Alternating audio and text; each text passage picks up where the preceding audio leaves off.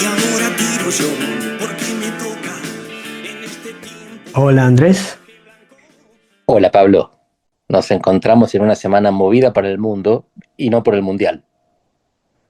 Estoy pensando en el acuerdo entre Estados Unidos e Irán, en la reunión del G7, en los resultados de la elección peruana y en la que viene, la colombiana. Pero en el medio de todo esto estamos celebrando 10 años de un evento que no sé si cambió al mundo, pero cambió Europa y posiblemente la manera en que Europa ve el mundo y el mundo ve Europa.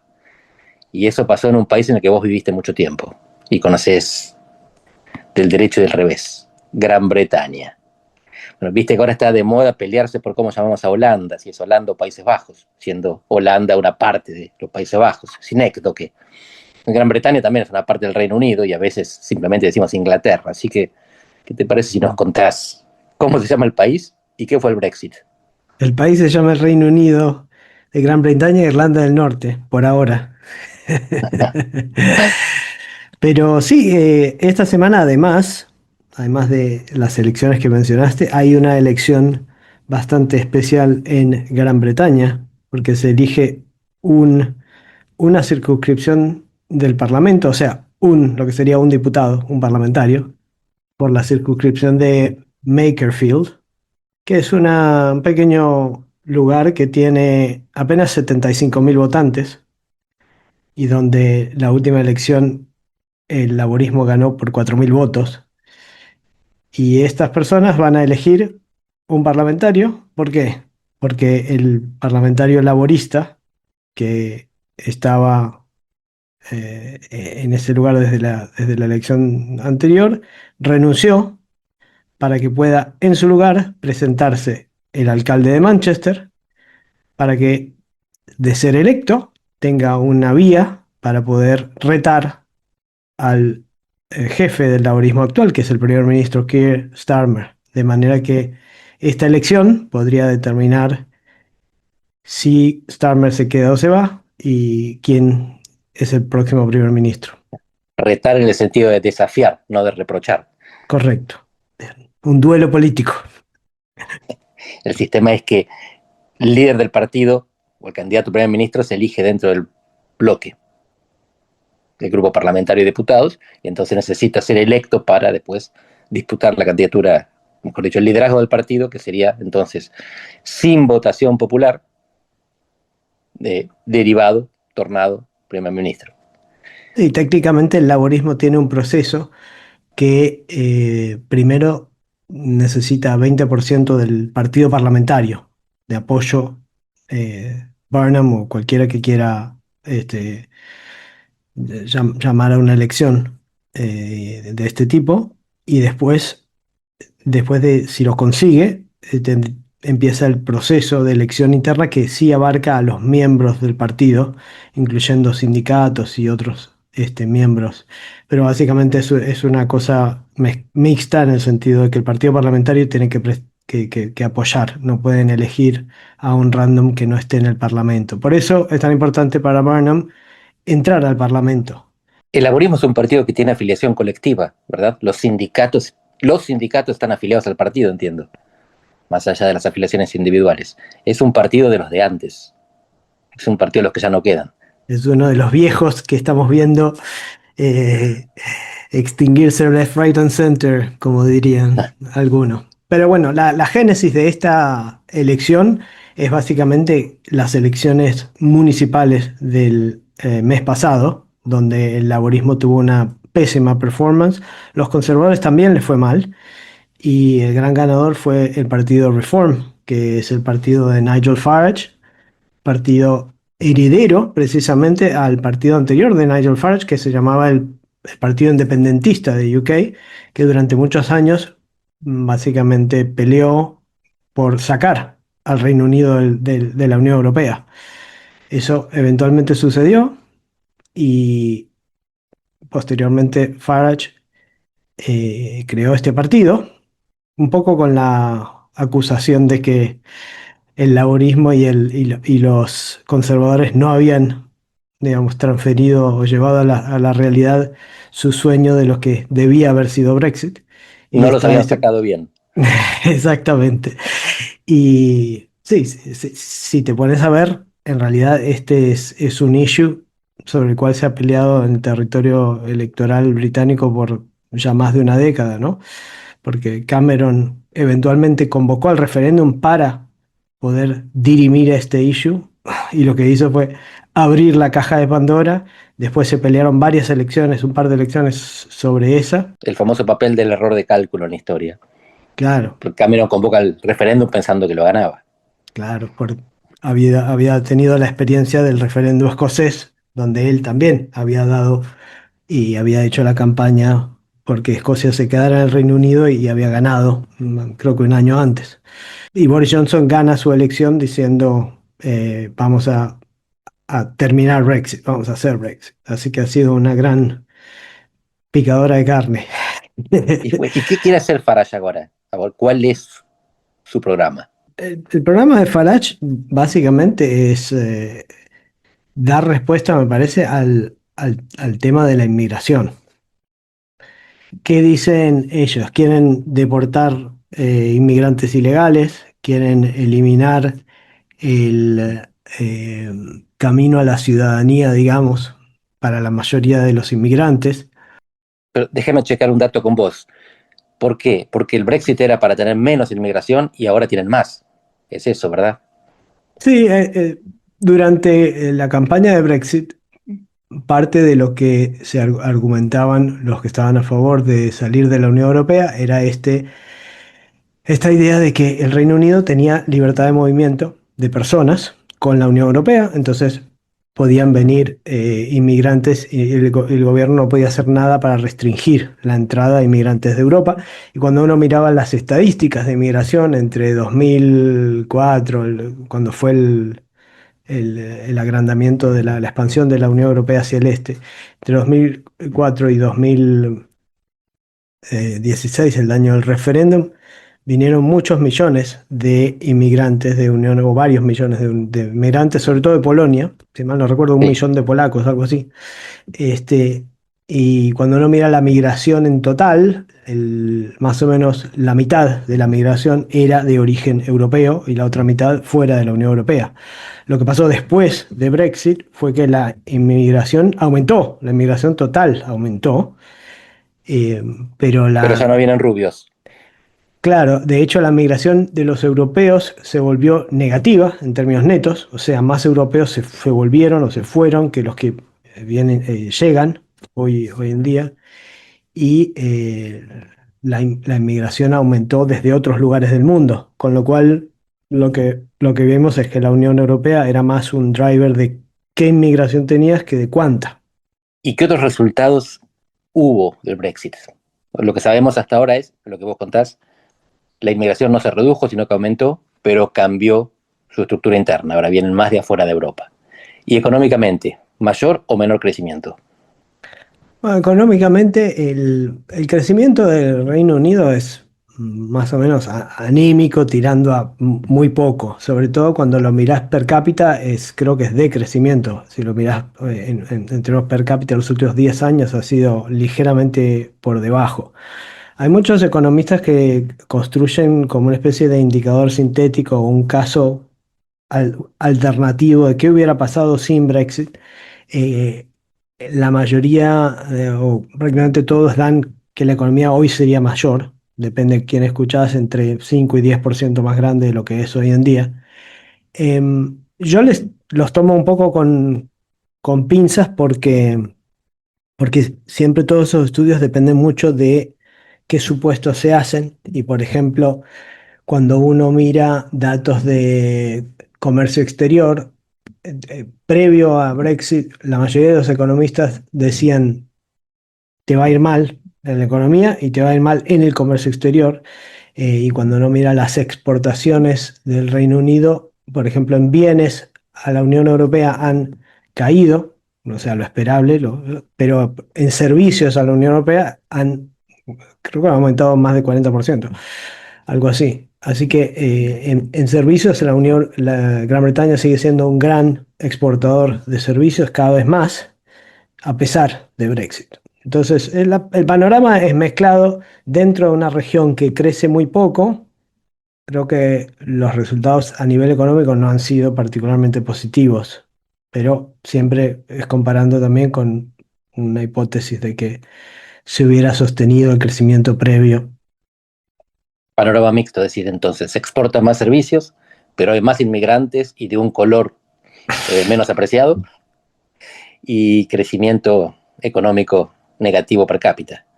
Así que, aunque no sepamos el contrafacto, que no sepamos qué hubiera pasado sin Brexit, con Brexit no le fue tan bien. Entonces puede haber una insatisfacción. Y el otro lugar donde hemos visto mucha más volatilidad e inestabilidad es en el sector financiero, sobre todo en el mercado de deuda del Tesoro británico. Ha sido Epa, mucho más inestable. Bueno, todo el mundo se acuerda de cuando Liz Truss fue primer ministro, que fue la primer ministro que duró menos tiempo, creo, de la historia del Reino Unido. la Y Rodríguez A de ellos. exacto, y lanzó un presupuesto y ese presupuesto incluía un déficit muy importante y en ese momento saltaron todas las tasas de interés y hubo como una pequeña corrida sobre la deuda del tesoro. Estamos hablando, obviamente, magnitudes totalmente diminutas comparado con las cosas que vemos en Argentina, pero para un país desarrollado bastante apreciable, que te pueden generar problemas grandes en empresas que están muy invertidas en esos mercados como bancos y aseguradoras.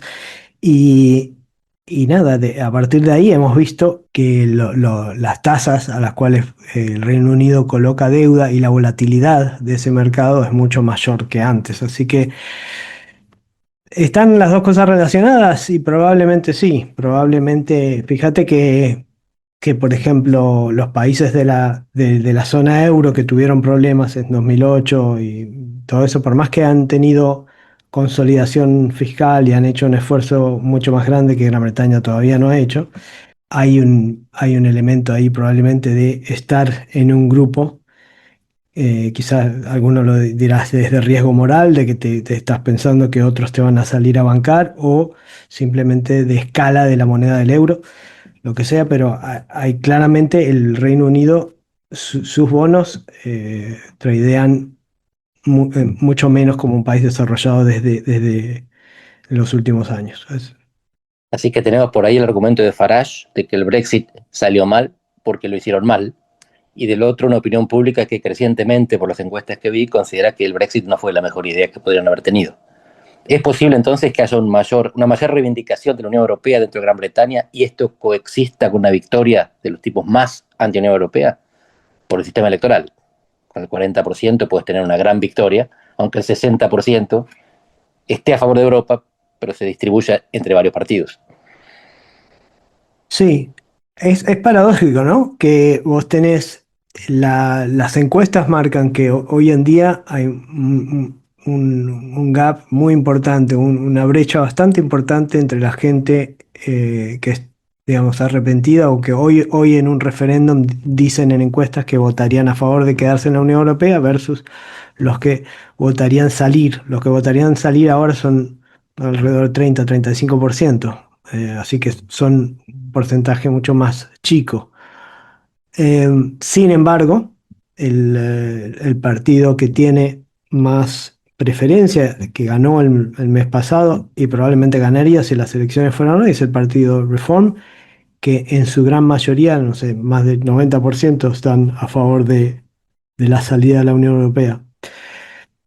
A mí una de las cosas que me parece interesante es que este nuevo político, Andy Burnham, el alcalde de Manchester, que podría llegar a suceder a Starmer si todo sale como él quiere. Como él pretende. Sí, hoy en día en la elección las encuestas lo ponen ligeramente por arriba de Reform. Polymarket lo está poniendo cerca de 75%. ¿Viste? Justo al partido Reform se acaba de escindir, o hace unos meses se escindió otro partido, más a la derecha uno, un poco más a la derecha, no es tan clara la diferencia, se llama Restore.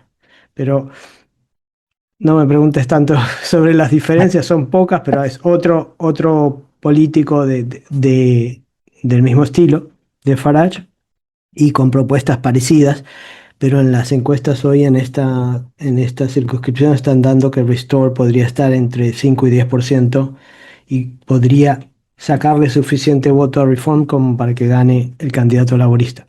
Así que si todo sale bien, para Andy Burnham ganaría la elección, después tendría que ir a un proceso de elección interna, tendría que ganar eso, si ganara. Eh, Suponiendo que le gane a Reform, creo que eso sería una credencial importante. ¿Qué puede hacer distinto de Starmer? Es la pregunta. En el Partido Laborista, Starmer representa más el centro, y Burnham es un poco más a la izquierda. Así que, por ejemplo, cosas que habla es de nacionalizar servicios públicos, no necesariamente da solución a los problemas de inmigración o culturales de los que se queja toda esta gente que está tratando de votar Reform. Starmer tiene un problema de personalidad también, ¿verdad? No es solamente programático, es un tipo que parece dubitativo, gris, indeciso, que se frunce y se frota las manos. Tiene casi 70% de imagen negativa. Es difícil decir ha hecho algo que es terrible. No es Alberto Fernández con la fiesta de Olivos, no es nada, No, nada por el estilo. no le pegó a nadie, Es más pero es muy un popular. de la Rúa, si querés. Pues te cuento cómo se ve esto del otro lado del charco. Nosotros estamos en orillas opuestas, pues estás del lado nublado del Canal de la Mancha.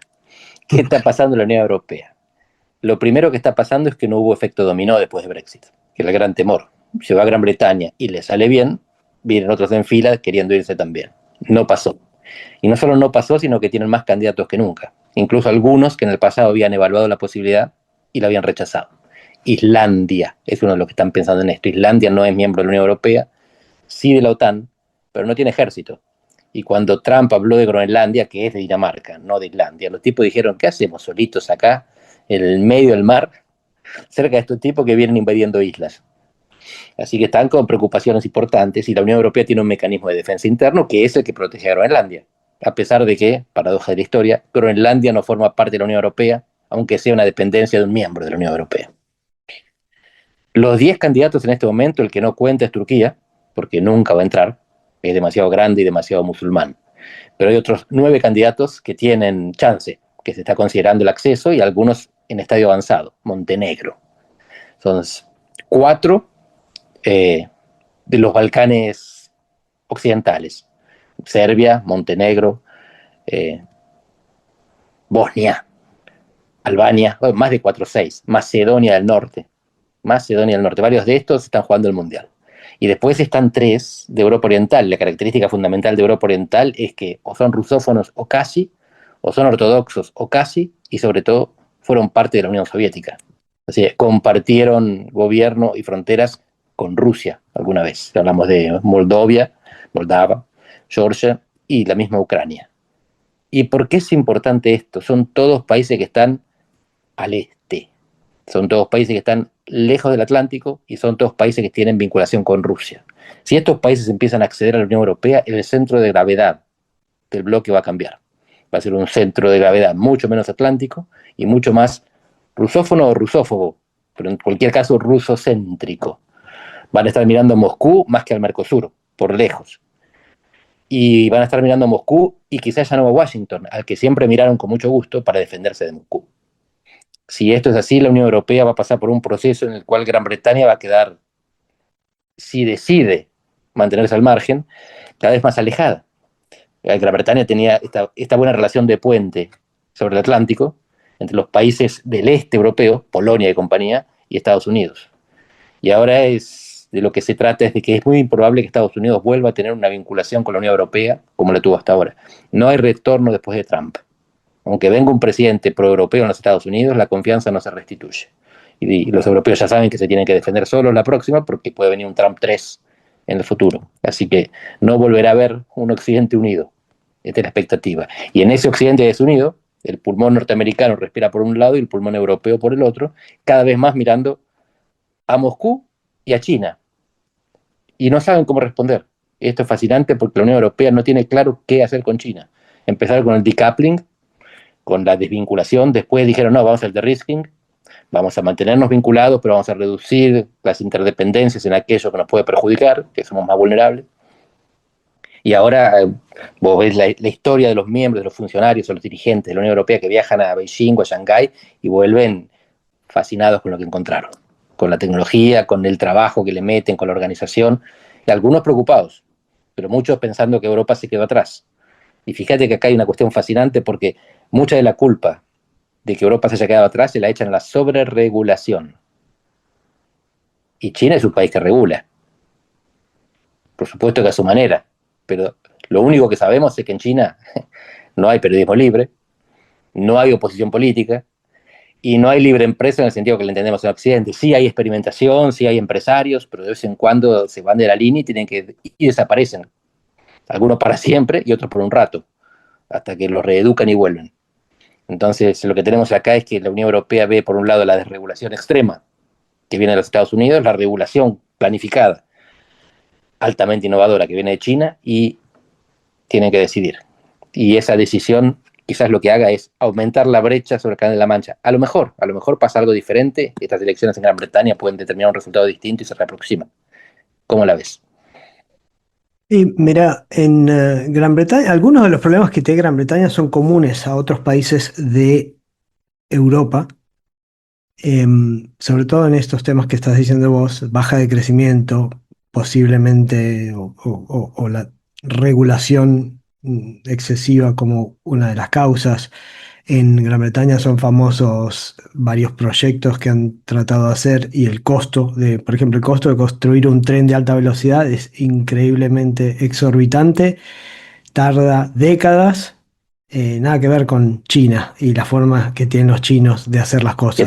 Que tarda un par de semanas. Eso. En Gran Bretaña, en toda Europa hay problemas con el tema vivienda, sobre todo en las grandes capitales, en las áreas que la mayoría de la gente quiere vivir, pero creo que en Gran Bretaña son particularmente exacerbados estos problemas.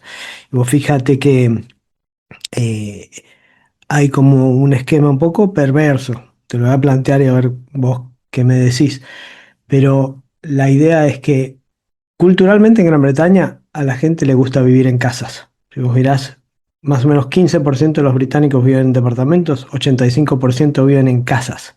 Si comparás ese 15% con en España, por ejemplo, más del 60% de la gente vive en departamentos. En Alemania también, un poco menos, pero cerca de la mitad de la gente vive en departamentos. Entonces vos tenés una situación en la cual los dueños de las casas, los que viven en los vecindarios de casas, no quieren que se construyan departamentos, no quieren que se construya en general. Entonces hay una suboferta, una subconstrucción de casas año tras año. Entonces, hay quien estima el déficit habitacional en algo así como 4 millones de casas, pero más o menos, si uno sigue las estimaciones del sector, deberían construir, no sé, 250.000 casas por año y construyen 150 o 160, algo así. Entonces, año tras año se acumula y, y eso tiene un impacto que no es homogéneo a nivel generacional. Los dueños de las propiedades son la gente más vieja, la gente los jóvenes en general cada vez encuentran que es más difícil acceder a comprarse una vivienda y tienen que pagar cada vez más por alquiler porque no hay oferta de casas. En ese contexto hay mucha inmigración, comparativamente hablando. ¿Por qué yo digo que es un poco perverso? Porque el sistema británico, la gente que vota con más frecuencia son los viejos también. O sea, los viejos no solo están sobre representados en la población, porque ya no es una pirámide poblacional, es más de hecho, no sé, Un rombo. Sí, exacto, es como la mitra de un obispo. Es un poquito más angosto en la base que en la parte más ancha, es entre los 50 y 60, y después sí es puntiagudo como una pirámide. Pero donde voy es, los viejos son más y además votan más. Como, sí, porque el voto es voluntario, en promedio vota 50-60% de la gente y los viejos votan más que los jóvenes, acuden a votar más que los jóvenes. Entonces es muy difícil para cualquier partido tratar de ir en contra de los deseos de los votantes de esa franja etaria. Y no quiero decir hay una minoría oprimida, pero es un conflicto intergeneracional muy importante que ningún partido lo canaliza y ciertamente Reform tampoco. La respuesta de ellos es echemos a los inmigrantes, básicamente. Eh, Así que hay cosas que me parece que son comunes, de desafíos comunes a la Unión Europea, a los países que están hoy en la Unión Europea. Lo que sí se me plantea es por qué otros países quieren entrar en la Unión Europea. ¿Cuál es? Está un poco desprestigiada hoy en día, como vos dijiste. Así que contame cuál sería la perspectiva de un país de Europa del Este que quiere entrar en la Unión Europea. ¿Es todo el tema de seguridad? ¿Están todos pensando en Moscú? La Unión Europea, Europa en general, está desprestigiada en dos sectores en el mundo. Por un lado, los hiperliberales que critican la sobreregulación. Cuando vos hablas con los técnicos especialistas en la Unión Europea, te dicen, el problema no es tanto la sobreregulación como la inercia fragmentatoria, como la fragmentación inercial. Vos seguís teniendo 27 mercados en la mayor parte de los sectores económicos, sobre todo servicios. Entonces, estás habilitado en un país, pero no puedes ejercer en el otro porque te ponen las mismas trabas que existían, o un montón de trabas, como si todavía no tuvieras un mercado integrado. Entonces, no es sobreregulación, sino hiperfragmentación. Los otros, estos son los hiperliberales, critican la regulación o la fragmentación. Los conservadores critican que el 50% de los europeos son árabes y musulmanes, cosa que no es verdad. Por supuesto que hubo un aumento y en algunos países déficit de integración. Hay problemas localizados. Hay lugares donde los inmigrantes son revoltosos y de vez en cuando queman autos. Pero creo que esto ya lo hablamos.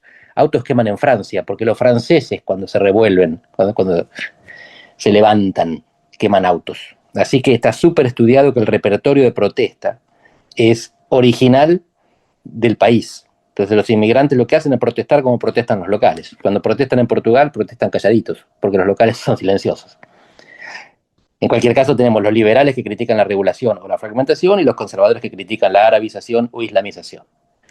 En el fondo, como ninguna de estas dos cosas es tan grave, a pesar de los problemas económicos, se sigue viviendo bien en Europa. Tenés estado de bienestar, incluso con problemas fiscales, y tenés pacificación social, un alto nivel de seguridad en las calles, y además seguís teniendo mucha cohesión social en términos relativos, más allá de la inmigración y de las religiones y los idiomas. En Europa sigue habiendo tradición. Vos hablabas recién de la gente que vive en casas en Gran Bretaña.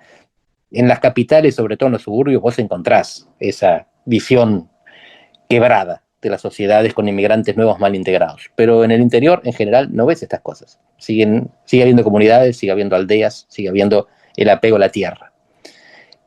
Y en Europa del Este y en los Balcanes, lo que ven es todo esto que te estoy contando, la parte del vaso medio lleno. Ven la prosperidad económica, no el estancamiento económico. Ven la paz social, no la violencia interna. Y ven la defensa contra los enemigos. Y en este momento el enemigo se llama Rusia. Si vos caminás por los países limítrofes de Rusia, en todo el borde occidental, que son los países europeos, desde los nórdicos hasta los balcánicos, te van a decir, nosotros somos los próximos. Después de Ucrania vienen por nosotros. Y la OTAN ya no es el mejor mecanismo para defenderlos. Muchos de estos países ya están en la OTAN, en cualquier caso. Por ejemplo, Albania. Ahora se sienten más defendidos por la Unión Europea, que la vieron cohesionada en la defensa de Ucrania contra Putin, que por la OTAN, que la ven con Trump pidiéndoles que pongan más plata en vez de ofrecerles más equipamiento o más garantías. Así que es una cuestión, primero, de que no ven los mitos negativos que ven los liberales y los conservadores de Occidente, ven la parte buena de Europa, la tienen al lado y se comparan con ella. Y segundo, tiene una amenaza cerquita. Y no olvidemos que la Unión Europea en parte es producto de la amenaza soviética. El apoyo económico de los Estados Unidos, Plan Marshall y oso atómico todavía no, pero oso ruso del otro lado. Y ahora vuelve a ser algo parecido. Si Estados Unidos no te da plata y Rusia te amenaza, entonces juntémonos, porque de a uno nos comen. Y también puede ser que estos países que todavía están afuera en Europa del Este vean el ejemplo exitoso de los que ya entraron, porque, por ejemplo, Polonia o la República Checa, o Croacia, o Estonia. Todos han sido países que desde su ingreso han crecido muchísimo. Incluso hoy se habla de Polonia versus Japón en términos de PIB per cápita. Lo de Polonia es increíble, increíble. Pero todos los países que ingresaron pagaron un costo. Algunos tuvieron que hacer un ajuste fiscal, otros tuvieron que desactivar su flota pesquera, algo tuvieron que entregar para la regulación y armonización de las legislaciones. Pero todos ganaron más de lo que perdieron. Y eso es lo que se ve. Y ninguno se arrepiente. Incluso ninguno se arrepiente de haber entrado al euro. Vos esto lo conocés mejor que yo. Después de la crisis del 2008, lo de Grecia era como la preconvertibilidad argentina, como nosotros en 2001. Estaban a punto de explotar y saltarse por los aires. Prefirieron hacer un ajuste que duplicó al que hizo Machinea con De la Rúa. En Portugal, que hicimos un ajuste mucho menor que Grecia, duplicamos el ajuste de Machinea. Bajamos el sueldo 25% nominal en vez del 13% que quiso bajar Machinea. Y quisieron quedarse en el euro porque pensaban que afuera era peor. Sí, con todos los costos que pagaron, o quizás porque pagaron esos costos, ahora no quieren perder el premio, el beneficio de haberlo conseguido. Y los que están afuera ven eso y quieren lo mismo. Entonces, me parece que el problema lo tienen más los que están adentro y los del occidente de tratar de ver hacia dónde van. Buenísimo. Creo que te conté esta frase que es de una periodista portuguesa. Ella dice que Europa es el mejor lugar para vivir y el peor lugar para soñar. Terrible. Tenés toda la prosperidad que quieras. Si sos viejo está fenómeno, porque el futuro ya llegó. Ahora, si sos joven, sabes que los viejos te van a cagar. O sea, un poco como lo que te conté de Gran Bretaña. Exactamente, me hiciste acordar mucho de esta frase. Y bueno, con este optimismo Juvenil. juvenil, Argentina es el país del futuro, amigos. Vengan acá. Peter Thiel piensa eso y yo no estoy muy en desacuerdo. Me parece que hay mucha gente viendo a América Latina, sobre todo América del Sur, como una zona lejana de las bombas nucleares y con experimentos políticos y económicos que vale la pena estudiar de cerca. Mientras no seas vos el conejito de Indias, está lindo ver el experimento. Bueno, te mando un abrazo, Andrés. Otro grande para vos, Pablo.